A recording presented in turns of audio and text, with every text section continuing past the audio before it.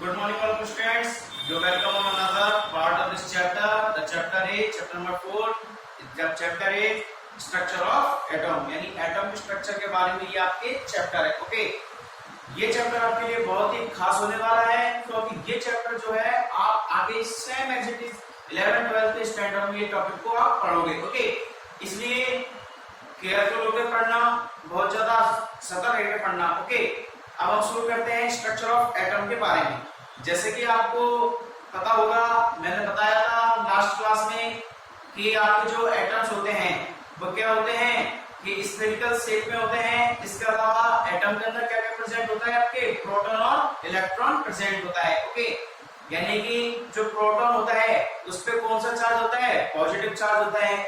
इसके अलावा जो इलेक्ट्रॉन होता है उस पर कौन सा चार्ज होता है, नेगेटिव चार्ज होता है. ओके, इसके अलावा आपके एटम के अंदर एक तीसरा पार्ट और उपस्थित होता है, प्रेजेंट होता है. क्या होता है वो आपके न्यूक्लियस. ओके, यानी जो न्यूक्लियस होता है वो क्या होता है, न्यूक्लियस के अंदर प्रोटॉन प्रेजेंट होते हैं. यानी कि न्यूक्लियस के अंदर क्या होते हैं, प्रोटॉन होते हैं. ओके, और एक बात, इलेक्ट्रॉन और प्रोटॉन दोनों मिलकर के क्या बनाते हैं, न्यूट्रॉन बनाते हैं. यानी कि 15 अगर प्रोटॉन है तो 15 क्या होंगे, इलेक्ट्रॉन होंगे. यानी 15 और 15 को जब आप करोगे, यानी प्रोटॉन और इलेक्ट्रॉन को जब आप जोड़ोगे तो यानी कि ये दोनों क्या हो जाएंगे, माइनस हो जाएंगे. तो आपके न्यूट्रल आ जाएगा. यानी क्या आ जाएगी, जीरो वैल्यू आ जाएगी. स्मॉल एन बराबर क्या आ जाएगा, जीरो आ जाएगा. ओके, आज की क्लास में हम डिस्कस करेंगे प्रोटॉन के बारे में, इलेक्ट्रॉन के बारे में, एटॉमिक मॉडल्स के बारे में, इसके अलावा जे फंक्शन के बारे में. ओके, तो फर्स्ट हम बात करते हैं प्रोटॉन के बारे में कि भाई प्रोटॉन क्या होता है. सबसे पहले तो हम ये जानते हैं कि प्रोटॉन की डिस्कवरी किसने की.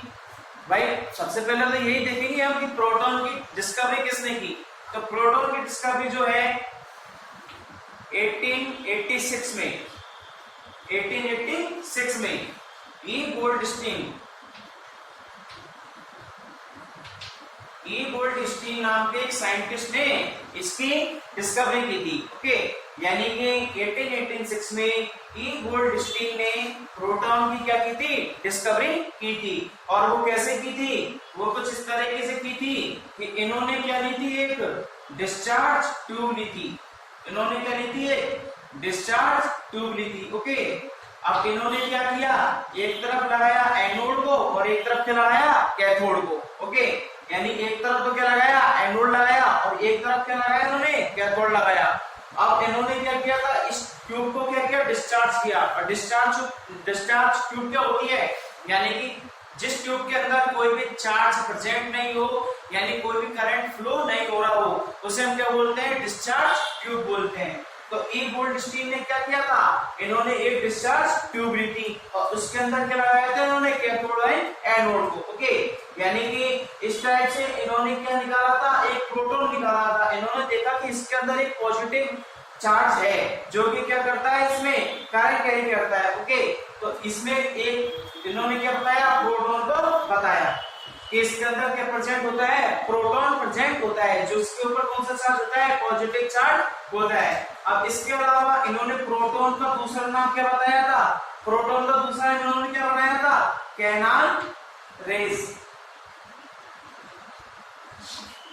ओके, यानी कि एक बार दोबारा देखते हैं प्रोटॉन की डिस्कवरी किसने की थी, 1886 में ई गोल्डस्टीन नाम के साइंटिस्ट ने की थी. इसके अलावा इन्होंने प्रोटॉन को क्या बताया, दूसरा नाम क्या दिया, कैनाल रेस. ओके, अब ये तो बेसिकली किसके बारे में हुआ, प्रोटॉन के बारे में. आपको ज्यादा डीपली नहीं जाना है क्योंकि आपके 9th स्टैंडर्ड में इतना बड़ा नहीं दे रखा है, आपके केवल सिंपल शॉर्ट दे रखा है जिसके अंदर आपके क्या बता रखा है कि प्रोटॉन जो होता है इस पे पॉजिटिव चार्ज होता है और इसकी डिस्कवरी ई गोल्डस्टीन नाम के साइंटिस्ट ने 1886 में की थी. ओके, इसके अलावा इन्होंने एक डिस्चार्ज ट्यूब ली थी जिसके अंदर इन्होंने कैथोड और एनोड को लगाया था. इसके अलावा इन्होंने प्रोटॉन को क्या किया था, दूसरा नाम दिया जिसका नाम क्या था, कैनाल रेज, यानी कैनाल की किरणें. ओके, इसके अलावा हम बात करेंगे नेक्स्ट इलेक्ट्रॉन के बारे में कि इलेक्ट्रॉन क्या होते हैं.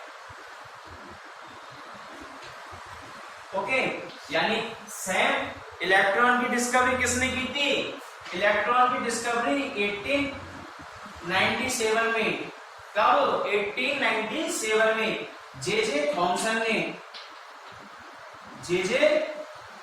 ने की थी। ओके, यानी कि इलेक्ट्रॉन की डिस्कवरी कब की थी और किसने की थी?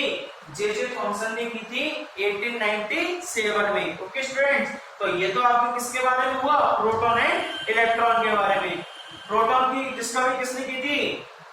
ई गोल्डस्टीन ने, और कब की थी? 1886 में। इसके अलावा प्रोटॉन का दूसरा नाम क्या रखा था इन साइंटिस्ट ने?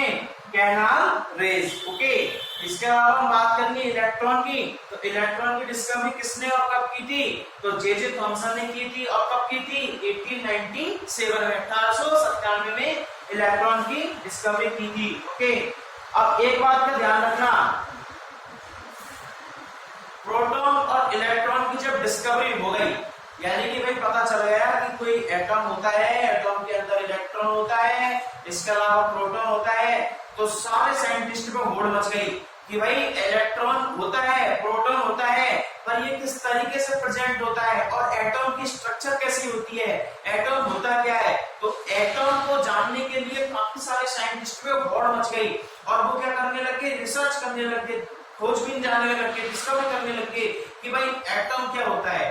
तो आपके पास में एटम से रिलेटेड काफी सारे मॉडल्स आएंगे, यानी कि काफी सारे साइंटिस्ट ने, अलग-अलग साइंटिस्ट ने एटम से रिलेटेड अलग-अलग मॉडल दिए कि एटम ऐसा होता है, एटम वैसा होता है। ओके, तो जिस साइंटिस्ट ने जो से भी आपके एटॉमिक मॉडल दिए उनके बारे में हम देखेंगे। यानी कि थर्ड आपका क्या होगा? वो एटॉमिक मॉडल, यानी एटम बताने वाला कि भाई किसी साइंटिस्ट ने कोई मॉडल दिया कि भाई एटम ऐसा होता है, एटम के अंदर प्रोटॉन ऐसे होते हैं, इलेक्ट्रॉन ऐसे होते हैं, उसकी शेप ऐसी होती है। ओके, तो इसके बारे में काफी सारे साइंटिस्ट ने बताया। अब इसके बारे में बात करेंगे जे थॉमसन के बारे में कि भाई जे थॉमसन ने क्या बताया कि जे थॉमसन ने एटॉमिक मॉडल बताया। ओके, तो जे थॉमसन के बारे में बात करेंगे, आप इसको नोट कर लीजिए। प्रोटॉन की खोज किसने की थी? ई गोल्डस्टीन ने की थी। कब की थी? 1886 में की थी। इसके अलावा इन्होंने प्रोटॉन का सेकंड नाम क्या दिया था? Canal raise.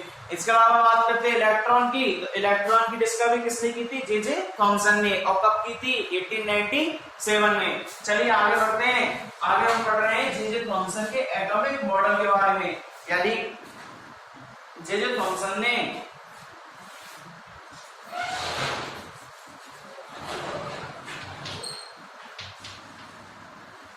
जे थॉमसन्स एटॉमिक मॉडल, यानी कि जो जे थॉमसन है, इन्होंने जो एटॉमिक मॉडल दिया उसके बारे में हम पढ़ेंगे। आप एक चीज और ध्यान रखना कि जे थॉमसन का जो एटॉमिक मॉडल है, इसके दो नाम और है। क्या क्या? एक तो है वाटरमेलन, यानी कि इनका जो एटॉमिक मॉडल है ना, उसको किस किस नाम से जाना जाता है? एक तो वाटरमेलन के नाम से, अभी आगे पढ़ेंगे हम क्या जाना जाता है। एक तो वाटरमेलन के नाम से जाना जाता है और एक दूसरा प्लम पुडिंग मॉडल के नाम से इसको जाना जाता है। ओके, यानी कि जो जे थॉमसन का एटॉमिक मॉडल है उसके दो नाम है। कौन कौन से? Watermelon atomic model and second is plum pudding atomic model. Okay, अब हम बात करेंगे कि इन्होंने किस तरीके से बताया। भाई इन्होंने बताया कि जो एटम होता है उसकी शेप कैसी होती है? स्फेरिकल होती है, यानी कि गोलाकार होती है। जे थॉमसन ने बताया कि एटम कैसा होता है? स्फेरिकल शेप का होता है, यानी गोलाकार होता है। ओके, इसके अलावा जो आपके एटम होता है वो कैसा होता है? टोटली पॉजिटिव चार्ज होता है। यानी कि इन्होंने बताया जे थॉमसन ने कि एटम कैसा होता है? स्फेरिकल शेप का होता है। इसके अलावा इसके अंदर पॉजिटिवली चार्ज प्रोटीन जो होते हैं वो सभी जगह पाए जाते हैं, यानी कि पूरे आपके एटम्स के अंदर पाए जाते हैं। ओके, अब बात करते हैं इलेक्ट्रॉन के बारे में। इन्होंने क्या बताया कि जो इलेक्ट्रॉन होते हैं वो एटम के अंदर कैसे होते हैं? रैंडमली प्रेजेंट होते हैं, यानी कि एम्बेडेड होते हैं। एम्बेडेड रैंडमली प्रेजेंट होते हैं।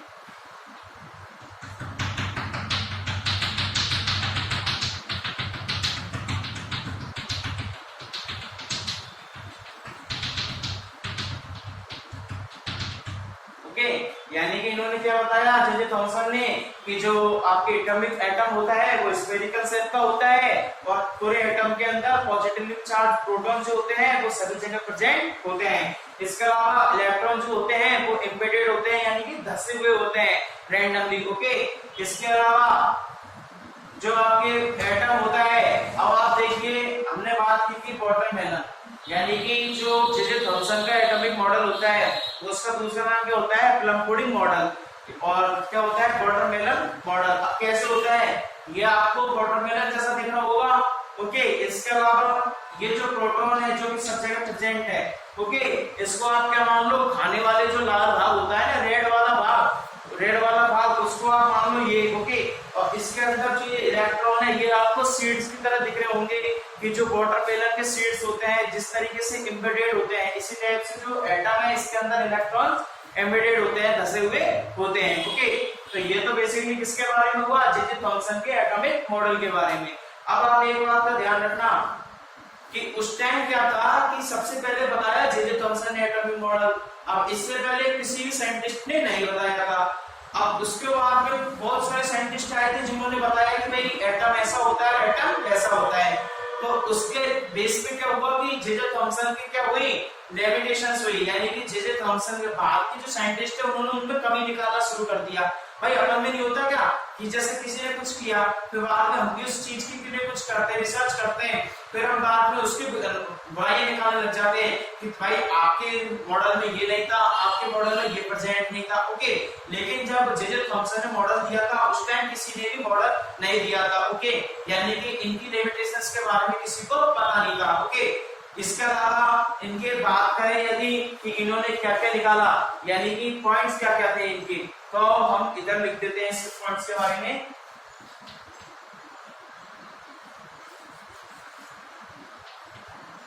The points of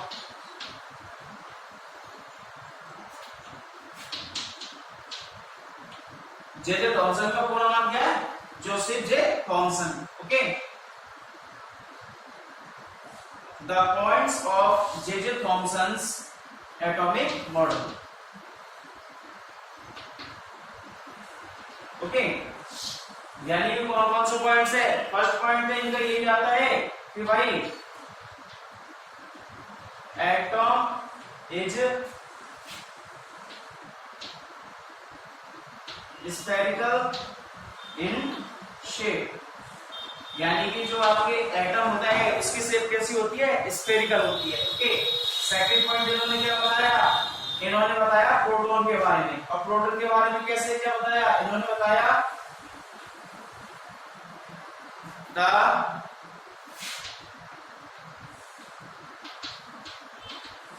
positively charged protons are present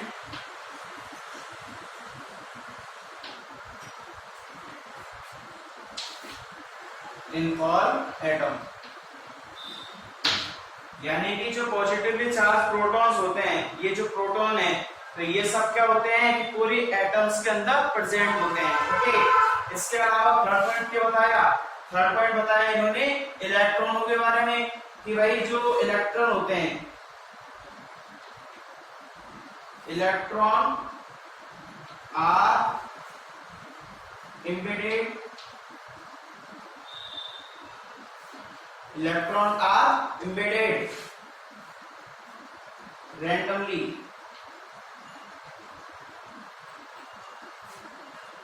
inside the atom।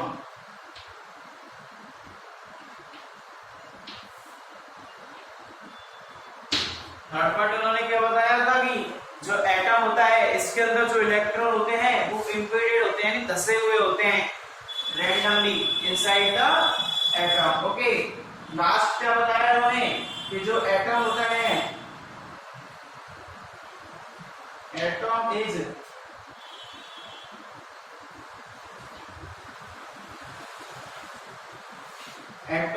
Electrically charge, यानी कि जो एटम होता है वो कैसे होता है, इलेक्ट्रिकली चार्ज होता है। ओके, तो ये आपके 4 पॉइंट जो थे जे थॉमसन के कुछ टाइम इन्होंने बताए थे। इसके अलावा बात करेंगे इनकी लिमिटेशंस की, इस जगह लिख लेते हैं लिमिटेशंस। तो लिमिटेशंस में क्या आ जाएगा, लिमिटेशंस में आ जाएगा नो एवल, यानी कि उस टाइम कोई भी प्रेजेंट नहीं थे, कोई भी किसी ने भी लिमिटेशंस के बारे में नहीं बताया था। तो ये आपके किसके बारे में हुआ, जे थॉमसन के एटॉमिक मॉडल के बारे में। ओके स्टूडेंट्स, अब बात करेंगे हम नेक्स्ट क्लास में। ओके